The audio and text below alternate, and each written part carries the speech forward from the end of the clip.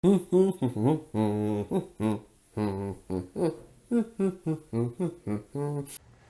there, welcome back to the Average Person Advice Channel. I'm the Average Guy Nick, and today we're going to go through how to change a tire.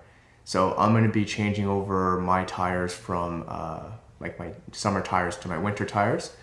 But this can also go, of course, if you have a flat tire on the side of the road.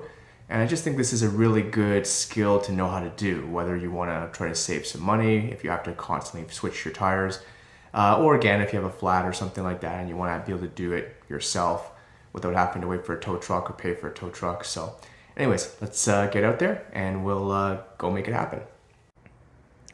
Okay, so this is everything we're going to need to switch the tires over.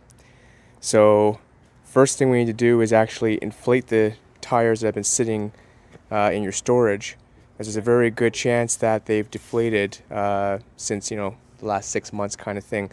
So I got basically this little quick tire inflator pump here.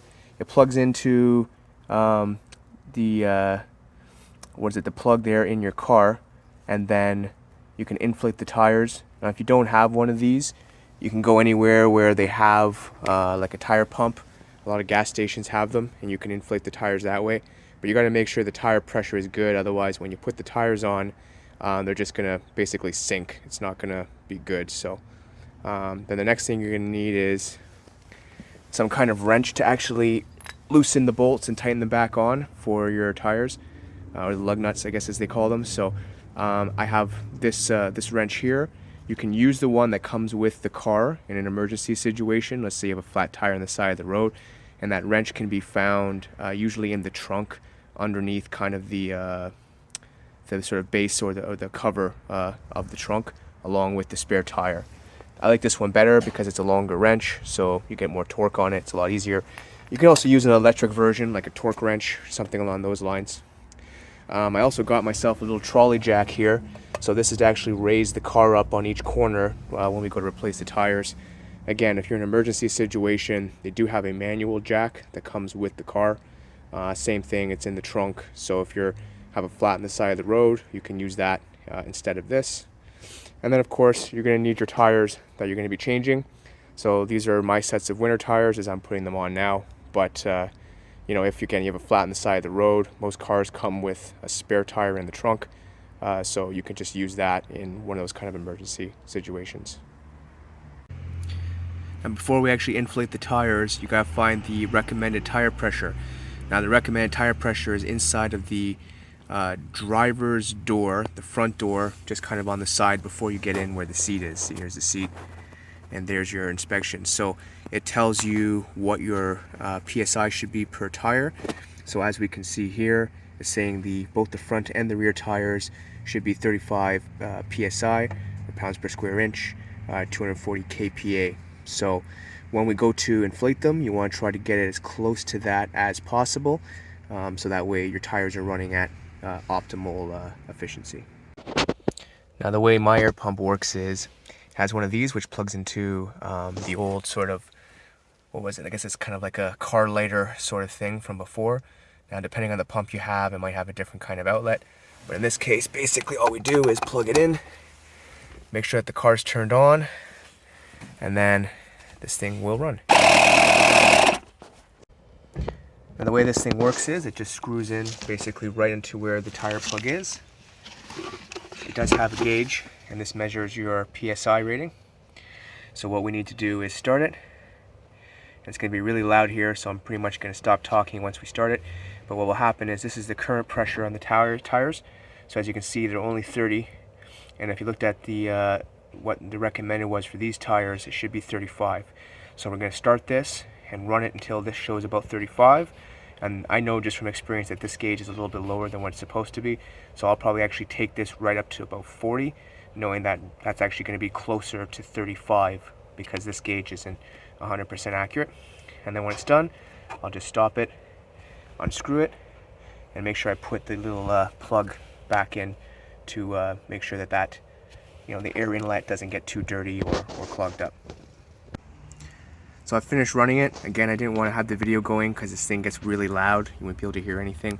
But as you can see now, the rating on this pressure gauge is showing 40, and I know that this one's a little bit off, so it's actually going to be closer to 35. So what I'm going to do now is just unscrew this, and then I'm going to do the other tires to make sure that they're all the same. And then once that's done, we'll get the car in position, and we'll move on to actually removing the tires and then putting on the new ones.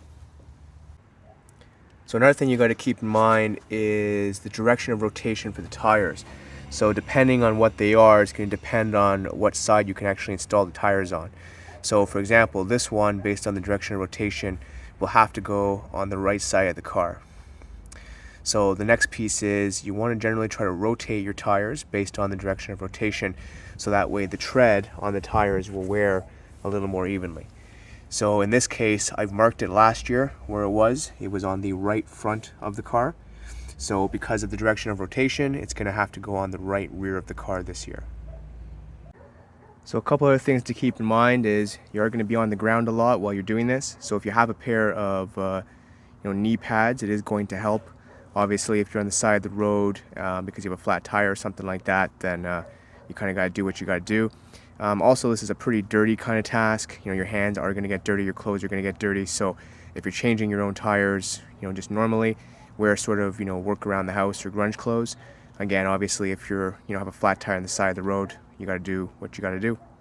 And before we get started, what you want to do is put a block under the tires that you're not going to be lifting, at least 2 of them. And this is just an extra safety precaution, and make sure that if your brakes fail, the car shouldn't start rolling on you. And obviously, that's really bad. The other thing I like to do too is, before I actually start pumping up the tires, is I like to actually loosen the lug bolts a little bit first. Trying to do it once the car is raised can be a real pain. Generally, especially with the winter conditions we have in Canada, you might get a bit of rust and other stuff in the lug bolts, which can make it very hard to kind of loosen them. And when the car is already up in the air, it causes other challenges. The last piece is, ideally, you want your car on as level ground as possible. If you're on an incline or a decline, it causes sort of other problems or risks when you're raising the car up.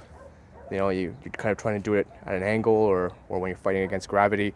It's a risk that the your lift might slip or something like that, and the car could drop. And again, not a good thing. So try, if possible, to have it on as level ground as possible. So when you're going to actually raise the car up, there's 4 spots that are reinforced on the frame, 1 on each side, kind of just under the doors. And you can tell these spots because they have these little kind of indicators here and here. So what you want to make sure is that whatever lift you're using, whether it's the one that comes with the car or some other kind of jack, that you make sure that's lined up with that when you pump it up. Otherwise, you could potentially damage or put too much strain on the frame of your car. So this is how it's lined up. You see how I have it right on here. So now I'm going to finish pumping it and keep going until basically the tire on this side of the car clears the ground. Then we can finish loosening the lug nut bolts, and we can change the tire. So I've finished raising this side, and as you can see, the tire will actually move a little bit. That means it's not directly touching the ground. And so now what we need to do is use that same wrench to take these off. And as you can see, I've loosened them before, so I can probably get most of these now by hand. If you try to loosen it while it's on here, what's going to happen is the tire is going to just kind of spin on you, and it's going to cause just sort of be more difficult to get them loose. So that's why I like to loosen them before I raise the car up. Now I can basically just pull these off by hand. So what you need to do is take them off, all 5 of them. I usually like to go sort of cross-directional, otherwise the weight shifts on this and makes it more difficult. And once all 5 are off, you pull this tire off, and then you line up the other tire and put it on. And this is where you kind of got to do some groundwork just to get the other tire on. And then once it's on, you put the lug nuts back on and tighten them, and you're pretty much done. So as you can see, the tires come off. Make sure that you put the lug nuts somewhere safe. I usually try to toss them in my pocket, and that makes sure that you don't end up losing any. So I put on the winter tire and just basically hand tighten the lug nuts on here.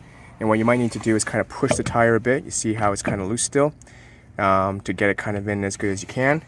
And then once they're on sort of tight enough there, then you want to actually drop the tire back down to the ground, or the car back down to the ground. And then that's when you do sort of a final tightening using your actual wrench. Now, depending on the rim of your tire, you got to be careful a little bit on how you use the wrench.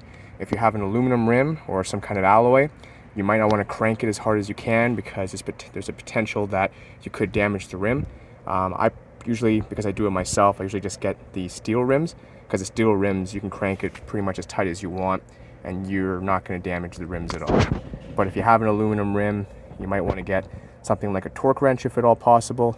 And then of course, again, if you're just changing a tire on the side of the road, you don't really got to worry about it. It's just the spare, so just put it on as tight as you can to make sure it doesn't loosen and potentially fall off when you're driving or something like that. That would be bad.